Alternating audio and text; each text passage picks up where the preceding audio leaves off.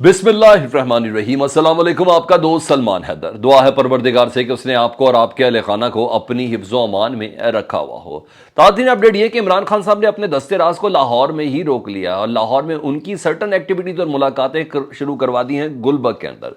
उधर जमान पार्क में तवातुर से मुलाकातें भी हो रही हैं, लोग आ भी रहे हैं, जा भी रहे हैं। सीनियर क़यादत जिस वक्त मैं आपसे बात कर रहा हूँ इस वक्त गुफ्तगू में भी है, मीटिंग भी करी है इमरान खान साहब। सारे फैसले तो हो चुके हैं, लेकिन इन तमाम डिटेल से पहले मैंने आपको बॉर्डर की सूरत हाल बतानी, जनरल फैज़ की एंट्री आपको बतानी है। पब्लिक अपेयरेंस उन्होंने देना शुरू कर दी है, किस तरीके से दी है, किस जगह पर दी है, मुस्तकबिल के प्लान क्या है, और वो सियासतदानों के कौन कौन से राज उनके पास हैं, जिसमें आज के मुखालिफ एक ज़माने में उनको अंकल भी कहते थे। कुछ चीज़ें हैं जो डेफिनेटली आपके साथ शेयर करनी है, एक के बाद एक आपके सामने रखते। तो सबसे पहले मैं ज़रा बॉर्डर की सूरत हाल आपको अपडेट कर दूं, क्योंकि हमारे अगर हमने अपनी सरहदों की हिफाजत नहीं की ना, या उनको नहीं देखा ना, तो फिर अंदर की सियासत करने का कोई फ़ायदा रहा नहीं है। एक मुझे ऐसा लग रहा है एक नया LOC डेवलप होने जा रहा है, या लग रहा है बनते हुए, क्योंकि ये पिछले 3-4 दिनों में मुसलसल चल रहा है। अफ़गानिस्तान का चमन बॉर्डर जो पाकिस्तान का है, उस पर मुसलसल गोलाबारी हो रही है। ISPR कन्फर्म कर रहा है कि 12 अफराद अब तक ज़ख्मी हो चुके हैं सुबह से अब तक, और सूरत हाल बहुत टेंशन वाली है। और मार्टर गोले का इस्तेमाल करें अफ़गान तालिबान, ठीक है, किसी कन्फ्यूजन में नहीं रहिएगा। अफ़गान तालिबान मार्टर गोलों का इस्तेमाल कर रहे हैं, पाकिस्तान भी इसको जवाब दे रहा है। लेकिन इस वक्त टेंशन इस वजह से ज़्यादा है कि पूरे इलाके के अंदर एमरजेंसी नाफिज कर दी गई है, अस्पतालों में एमरजेंसी नाफिज कर दी गई है। पाकिस्तान के जो कस्टम वस्टम के जो दफातर हैं ना बॉर्डर के ऊपर, उन तक को हिट किया गया, मार्टर वहाँ तक गए हैं और फायरबंदी की कोशिश कर रहे हैं। लेकिन हकीकत ये है कि TTP के बाद जहाँ पाकिस्तान में हमें ये चैलेंज है, उधर अब अफ़गान तालिबान का चैलेंज भी सर उठाता हुआ नज़र आ रहा है। तभी मैं कह रहा हूँ ये एक नया LOC है। वजह मैं आपको पहले भी बता दी है, नूरुल्लाह नूरी इनकी जो ये सरहदों के जो वज़ीर है जी, उन्होंने सबसे पहले विज़िट किया था। विज़िट करने के बाद फेंसिंग को उतारने की कोशिश की थी, जिस पर पाकिस्तान ने मना किया था, जिसके ऊपर इन्होंने रिटेलिएट करके बिला इश्तियाल फायरिंग की थी। उसके बाद से ये सिलसिला थमने का नाम नहीं लेता। तजारत मुकम्मल तौर पर बंद है, लेकिन बड़े चैलेंजेस के अंदर इस वक्त हमारे मुल्क को एक ये बड़ा चैलेंज हो रहा है। ये एक नया लाइन ऑफ कंट्रोल बनता हुआ नज़र आ रहा है। सियासतदानों को फुर्सत मिलेगी तो इन तमाम मामलात को सियासी तौर पर देखेंगे, क्योंकि उधर अफ़गान तालिबान के जो रहनुमा है वो बिलावल भुट्टो ज़रदारी को कुछ समझते ही नहीं है। उनके मतलब जिस तरह के अल्फाज इस्तेमाल कर रहे हैं, मैं वो अल्फाज भी नहीं बोलना चाहता। और वैसे ये भी शर्म की बात है कि 8 महीने हो गए अभी तक अपने किसी हमसाया मुल्क का दौरा भी नहीं किया बिलावल साहब ने। अमेरिका जा रहे हैं, यूरोप जा रहे हैं, ताजिकिस्तान जा रहे हैं, वहाँ नहीं जा रहे जहाँ उनको अफ़गानिस्तान जाना चाहिए, ईरान जाना चाहिए, चीन जाना चाहिए। तो बहरहाल हमारी फ़ौज को तो डेफिनेटली ये चैलेंज है ही है, मगर इसका सियासी हल सबसे ज़्यादा ज़रूरी है। ये फ़ौजी हल से होना नहीं है मसला हल, ये तो बहुत पहले ये मसाइल सारे हल हो चुके होते हैं। तो इस वक्त टेंशन है और इस पर भी नज़र रखी हुई है। तो जिस जिस तरह अपडेट्स हमसे हमारे साथ शेयर होंगी तो हम डेफिनेटली आपके साथ शेयर करते रहेंगे। अब आ जाऊँ जी इमरान खान साहब की उन मुशावरतों का सिलसिला, मुलाकातों का सिलसिला। शाह महमूद कुरैशी और दीगर रहनुमा इस वक्त मीटिंग करें। जिस वक्त मैं आपसे बात करूँ डेफिनेटली सियासी हिकमत अमली पर बात हो रही है। वो तो तय हो चुका है कि 17 तारीख को लिबर्टी चौक में इसलामिया तहलील करने की तारीख उन्होंने देनी, उसका मसला नहीं है। अगर वफाकी हुकूमत ने इस प्रेशर पर तहलील ना की या कर दी तो तब स्ट्रेटजी क्या होगी, किस तरीके से पार्टी को ज़िली सतह पर कैसे मैनेज करना है, यहाँ तो है। दूसरी तरफ सदर आरिफ अलवी का किरदार नहायत अहम है।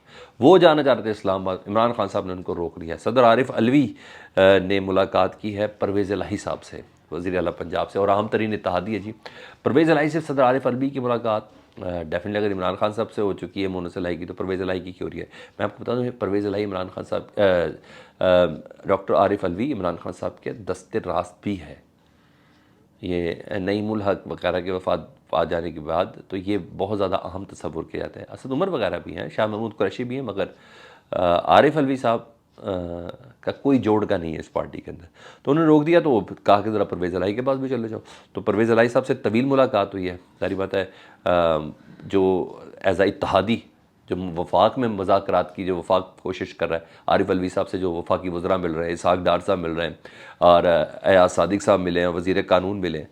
तो क्या चीज़ें डिस्कस है, कौन सा पैकेज प्लान उनको दिया गया है, PTI को कौन सी शराइत दी गई है, डेफिनेटली वो सारा तो एतमाद में लिया है, ये तो सर्टन खबर है। मगर पसे पर्दा बहुत सी चीज़ें ना, डोंट फॉरगेट कि परवेज़ इलाही साहब इस्टेब्लिशमेंट के बहुत स्ट्रॉन्ग बंदे कहलवाए जाते हैं, ठीक है। और इसका बारह वो ख़ुद भी इज़हार कर चुके हैं कि हमारा ताल्लुक ही बहुत पुराना है। तो मुस्तकबिल का इत्तेहाद कैसे रहेगा, कैसे चलना है, सीट एडजस्टमेंट्स कैसे होनी है, क्या होना है, ये सब चीज़ें आरिफ अलवी साहब ही इमरान खान साहब के थ्रू सारी चीज़ें देख रहे हैं। तो ये एक अहम तरीन मुलाकात है। इसके नताइज तो भी कुछ देर में आपके सामने आना शुरू भी हो जाएंगे या कुछ दिनों में आपके सामने आना शुरू हो जाएंगे। तो ये तो एक चीज़ है। अब इससे पहले कि मैं आपको जनरल फैज़ साहब की एक्टिविटी से मुतल्लिक बताऊं कि उन्होंने आज कौन सी पब्लिक अपीयरेंस दी है और बड़ी डेंजरस अपीयरेंस है, ये मैं आपको बता दूं। एक बार हुकूमत की ना कहाँ पे थोड़ी टांग रही है कि ये क्या करेंगे, क्योंकि अगर ये इस बंदे पे तनकीद करते हैं, जो अभी हो रही है सोशल मीडिया के हद तक हो रही है, अगर इस पर तनकीद कर दी तो इसके पास एज अ DGC क्या क्या है। ओहो, सियासतदानों के साथ जितने अच्छे इनके ताल्लुकात रहे ना एक ज़माने में, किसी के भी नहीं रहे। DGC की पोजीशन ही यही होती है। तो बहरहाल इमरान खान साहब का वो जो तोशाखाना वाला केस था, जब इलेक्शन कमीशन ने एक डायरेक्शन दी थी कि फ़ौजदारी मुकदमा किया जाए इमरान खान साहब के ऊपर, तो फैसला महफूज किया गया था सेशन कोर्ट की तरफ से कि क्या ये दरख्वास्त काबिल समात है या नहीं है। तो ये महफूज फैसला था, समात के लिए मंजूर कर ली गई। दरख्वास्त काबिल समात है। 9 जनवरी को इमरान साहब को खुजाती हैसियत में तलब कर लिया गया और ज़ाहिर बात है इमरान खान साहब को ब्लैकमेल किया जाना है। कहा जाता है कि 3 साल सज़ा हो सकती है, जुर्माना हो सकता है, ताहयात नाअहली हो सकती है या 5 साल की नाअहली हो सकती है, लेकिन ये सब हो रहा है। दूसरी तरफ फैसल वावडा साहब ने बहुत रेस पकड़ी है ना, बहुत रेस पकड़ी हुई है। 2-3 दिन से मुसलसल ट्वीट कर रहे हैं। ज़ाहिर बात है उनके एतमाद के लोग उनके ज़रिए इमरान खान साहब को धमकियाँ दिलवा रहे हैं, मुझे तो यही लग रहा है। तो आज भी कह रहे हैं क्लीन बोल्ड का पहले उन्होंने ट्वीट किया, फिर उन्होंने कहा कि सांपों के मशवरों से इमरान खान साहब ये काम करें तो देखें कहाँ बंद दीवार तक पहुँच गए हैं। अगर पंजाब असम्बली तोड़नी है तो फिर मुशावरत क्यों कर रहे हैं। लाइक इस तरह की चीज़ें करके ये क्लीन बोल्ड और इस तरह की चीज़ें, जैसे ही सेशन कोर्ट की तरफ से ये आया कि जी काबिल ज़मानत समात हो गई है, साथ ही क्लीन बोल्ड का उन्होंने वो कर दिया।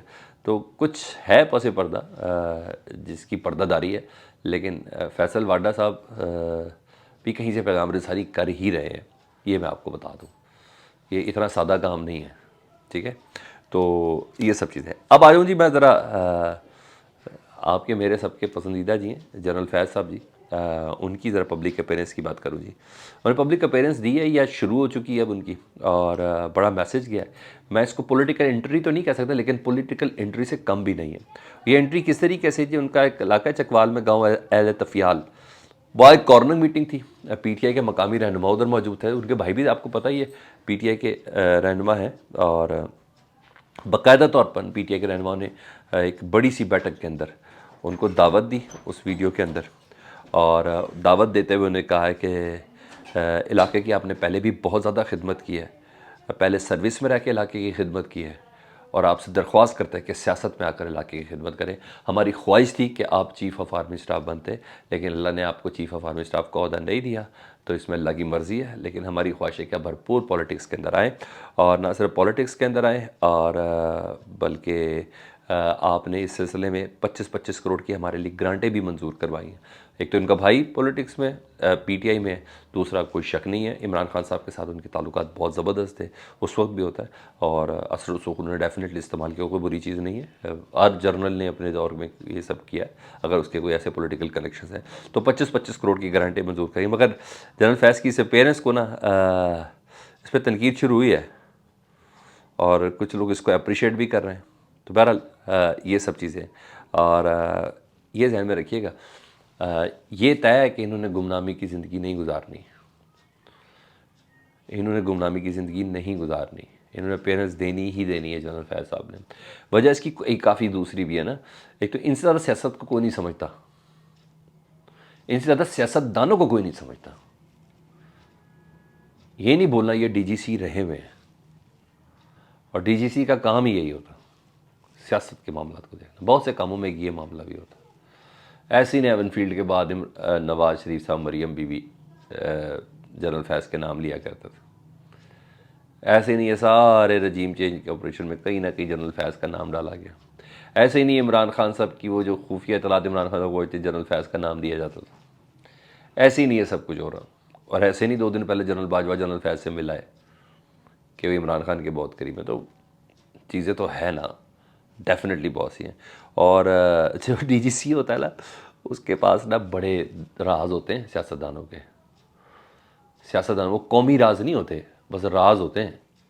कौमी राज की तो कसम होती है ना, राजों की तो कोई कसम नहीं होती। इसको बहुत कुछ पता होता है। यहाँ तक है कि सलमान शहबाज को मुल्क से फ़रार जनरल फैज़ साहब ने करवाया था, या भिजवाने का इंतज़ाम किया था। सलमान शहबाज अंकल फैज़ कहते हैं जनरल फैज़ साहब को। ये तक हैं ख़बरें, और बहुत से राज उनके सीने के अंदर मौजूद हैं। बहरहाल अभी पब्लिक अपेयरेंस है, लोगों की तरफ से दावतें आना शुरू हुई कि वो सियासत के अंदर आए और ये सब हो जाए। 2 साल तक की तो कदगन होगी, लेकिन बहरहाल ये भी बता दिए कि फ़ौज में रहकर उन्होंने अपने इलाके की खिदमत भी कैसे की है। ये चीज़ें भी आपके सामने आ रही हैं। लेट्स सी, मैं और आप दोनों देखते हैं। लेकिन इतना मैं बता दूँ, उनकी इस अपेयरेंस पे जो मैं सोशल मीडिया, स्पेशली नून लीग का सोशल मीडिया जब ऑब्जर्व करता था, परेशान बड़े हैं, बहुत परेशान है। फीडबैक से मुतालिक जो आगे किएगा, चैनल देख रहे तो सब्सक्राइब करें, इसके लिए बटन दबा दें। अल्लाहुम्मा सल्ली अला मुहम्मदिन व आले मुहम्मद।